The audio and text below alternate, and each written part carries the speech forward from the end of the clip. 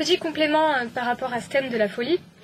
Le personnage du Chapelier Fou dans Alice au Pays des Merveilles, surtout dans celui de Tim Burton, est particulièrement intéressant pour ça. C'est, par définition, le Pays des Merveilles, il n'y a que des personnages fous. Cet univers n'a ni queue ni tête, ça correspond vraiment à la vision d'un rêve.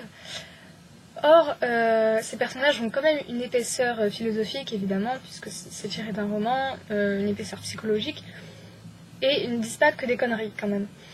Et notamment à la fin de Tim Burton, de l'Alice au Pays des Merveilles de Tim Burton, Alice lui dit « Oui, mais Chapelier Fou, tu vas me manquer parce que je sais bien que tu n'existes pas. » Le Chapelier Fou la regarde comme s'il venait d'apprendre la nouvelle en disant « C'est vrai ?» Et on comprend que derrière ce « c'est vrai », il y a de l'intelligence, il sait au fond qu'il n'existe pas, et en même temps, il est là, donc il se dit « Pourquoi pas ? Pourquoi il ne devrait pas exister, puisqu'il est perçu par Alice, il existe dans une certaine réalité ?» Et il nous pousse à creuser la question, en fait, par cette interrogation. Est-ce qu'il est vraiment réel ou pas ?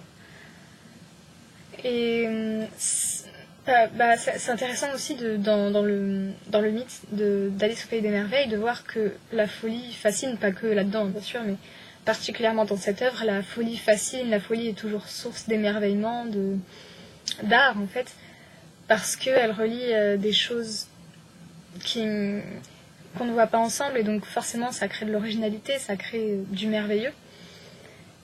Et c'est bien traité s'il y a une certaine harmonie, s'il y a une certaine logique là-dedans, en fait, la folie peut être pertinente et intéressante à exploiter.